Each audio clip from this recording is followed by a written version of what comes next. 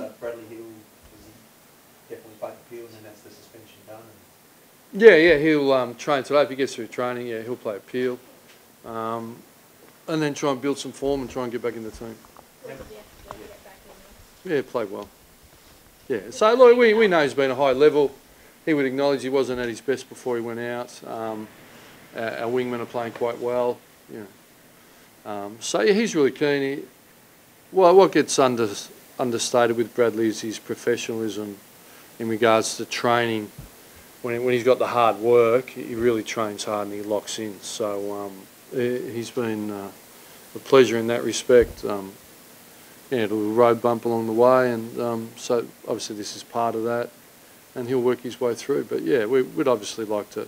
It's a long, hard year. I think we've used 35 players, 34 players. You see around the league, there's a lot of injuries occurring, whether it be soft tissue or impact, and it's a long campaign, and so he'll play a significant part, we hope, going forward. So do you think just one good game at field? I haven't put my head to it really. I think it'd be unfair to speculate. Just deal with what's put in front of me. Got a really quality team coming over, Brisbane Lions, that has been the front of the mind focus really.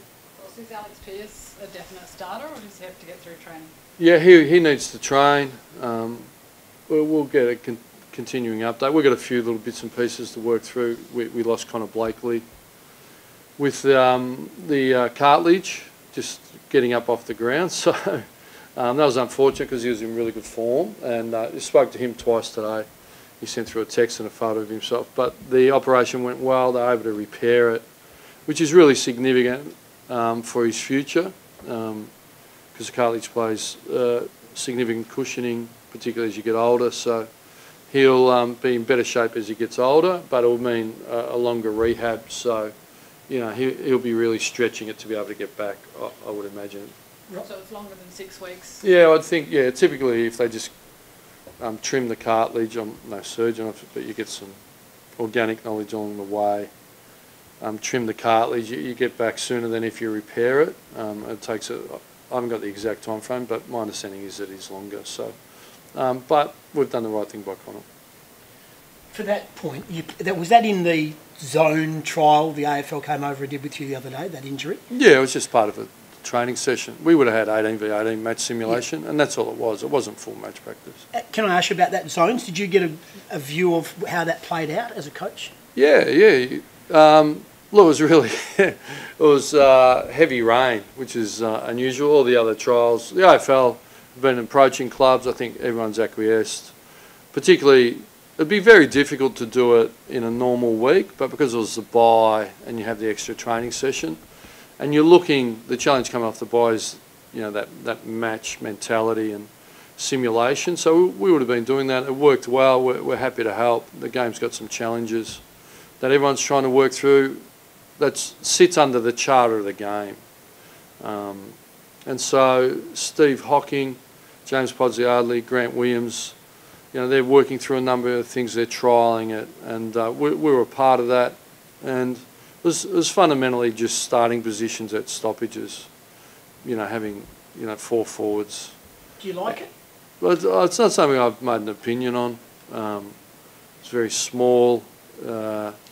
It gives us a little bit of a look, you know, and each trial's been different, so I don't think, well, no, they're not running exactly the same trial. So they're putting some structures in and some rules that they're trialling, and it's more for them to make the determination. And but I think the intent's healthy. The intent's healthy. Ross, just back on Connor quickly. I think you mentioned earlier when Nat Fyfe had that knee problem that Connor had been carrying something similar. Was that the same knee, and has that corrected that as well? Well, that's a very good observation, Bridget, and that's because it was a ligament that just something to do with holding something in place, but Connor's had it for a year and a half, and I'm no expert in the area, but it had been moving around a little bit, but it had affected his cartilage. Nathan's got no cartilage issues that I'm aware of, but in the end it did have some effect for Connor. So in a way, is it good that now it's all being sort of corrected, I guess? For Connor, yeah, but he said it would just, cartilages, they tear, but sometimes they just place themselves back in where the knee doesn't lock, but this time the knee locked and was a bigger bucket handle tear, and they've been able to repair it, is my understanding. So, yeah, but Nathan's got none of those similar. Nathan's knee settled right down. So sometimes it's just working through trialling a number of little things to get on top, and in the end they found something that worked for Nathan, the doctors and the physio. So he's feeling really good about himself. With Alex Pearce's hand, it was broken against Adelaide. Will he play with a splint if he does play? Yeah, he'll play with a splint if he does play. Yeah. So he went to the surgeon. The surgeon's given the all clear. I try not to get right into what's going on. We just like to hear yes or no. That's like game day. It's either yes or no. And we don't make those calls. So they've said yes, and so we just need to see that he'll handle the ball, because he had that bit of an ankle going on, and so he had a few moving pieces. But you know, hopefully he trains well today. But we're in good form, so we've got some selection headaches. What have you made of the Lions so far this year? Yeah, they're very similar to us in a sense that they're growing a young group. They've got some really strong leaders. I see their selection. You know, there's a couple. Mitch Robinson returns, who played very well against us last time up there. They smacked us last time up there, but we'd like to think we've improved. They've lost 4 games by under 10 points, I think, almost a kick.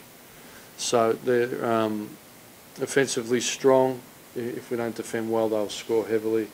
But they'll give us a look. But we're more concerned about making sure we bring our intensity and our effort like we did against Carlton, because the bye has been challenging for whatever reason for a number of teams. So it's trying to get us to focus on our football more than Brisbane's. They've got some experience added in. Hodge, you know, they've got Rich, Martin dominated against us last time in the ruck. So it's certainly, we're aware it's a really strong challenge. Yeah, how do you view that ruck battle of 2? Yeah, critical. Yeah, critical. He. You know, Aaron aimed to give us first use, but we shared it up really well. He's a real offensive threat going forward, Aaron, as he showed against Carlton. So, and Michael Aptness has really acquitted himself really well. So that gives us that luxury. But we want to do that to develop Michael as well. So it's two-pronged, develop Michael and gives us the threat of Aaron forward. And Aaron really enjoyed it. It helped him on the run, and as the game went on, he said, I felt a lot fresher. So that was pleasing to hear. Ross, are you confident there'll be no more brain explosions from me? No, not you. In the box. Michael Walters. Michael Walters, yeah. As I said, game day, and that's what I was talking about, the box. You can all have a moment where you like to self-regulate, and most of us do it pretty well over a long period of time, match day. And Michael in particular has been exceptional. I mean, he gets targeted. He got targeted heavily last time against the Lions.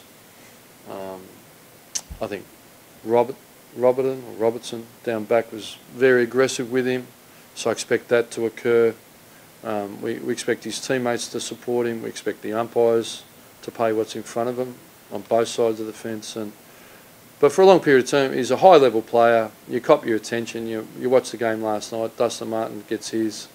Buddy gets his. But that's part of the business, and he's been able to regulate himself for a long period of time, be a top-flight player. So he's got his head around that. He'll know he'll be targeted. But the expectation is he works hard, he gets support, and he plays well. Ross, do you know where you sit on the ladder as a football club? Like actually on the ladder? I couldn't tell you the exact position. I know we're 6th, 7th. Yeah, so 13th basically, and seemed like you've been 13th forever, whether you win, lose or draw, whatever happens. Yeah. Do you genuinely think in your mind that you are still a finals prospect? And I know you're probably going to say we don't think about finals, we just progress and this is all the rebuild and stuff, but people who barrack for your team still have hope that you can make the finals. Is that the case? Yeah, well... Mathematically it is, but do you think you have what it takes? Okay.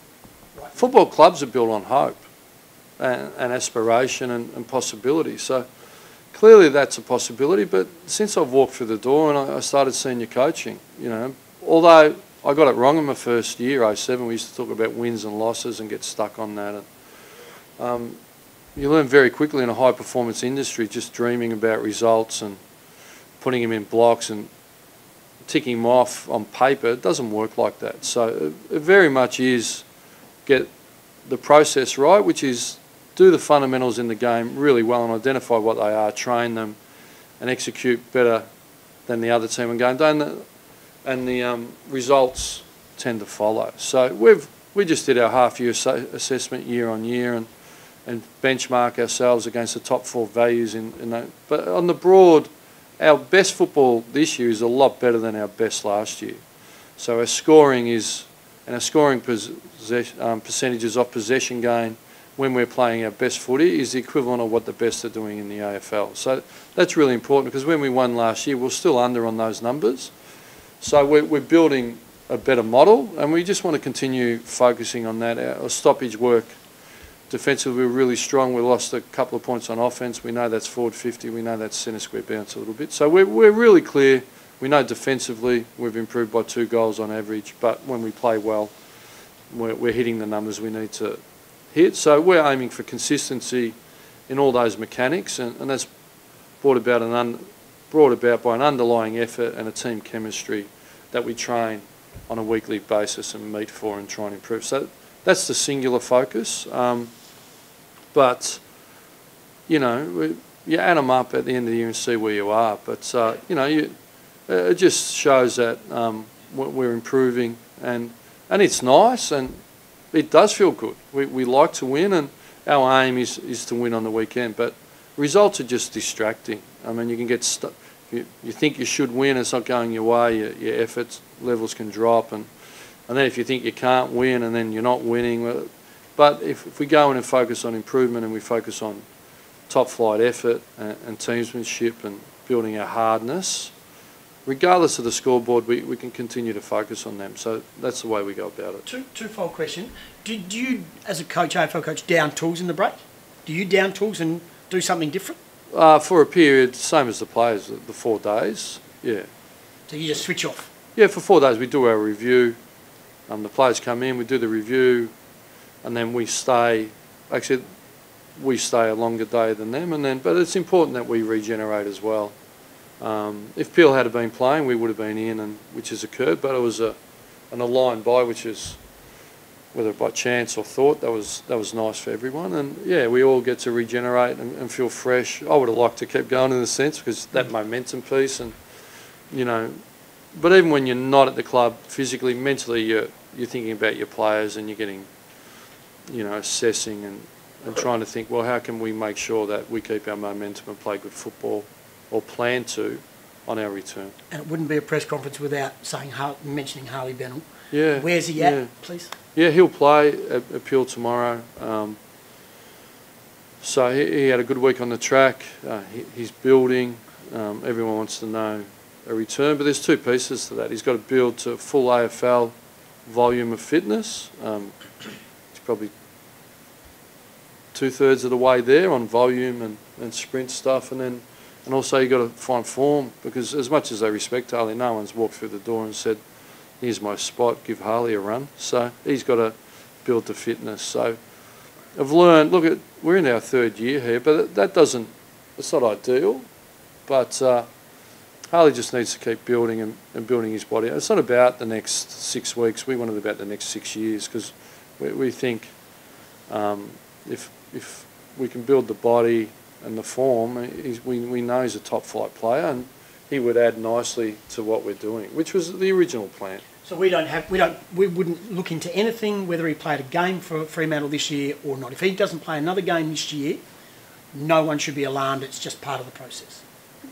I've learnt no close-ended statements. That doesn't help anyone, because I'm sure if I gave you a close-ended answer and it didn't deliver, that would be brought back, and that's fair enough. So it really is about our intentions, and Harley's intention is to build his body, play well, and the rest, again, will take care of itself. So we're very pragmatic that, a player of Harley's calibre, if we can get him right, he'll play really good footy for us, and Harley understands that. Harley's in no rush. He's managed by Cole Young, who looks after a number of our players, and he's a really exceptional player manager, very supportive of our environment and our club, to the extent that he can be, and he understands the investment in Harley and Harley's investment in us. So we'll both work to a worthwhile outcome, but it's no use worrying about what's gone in the past. First rule of economics, it's a sunk cost. You don't get it back. So, you know, it's about future returns and investment, and that's where we're going with that.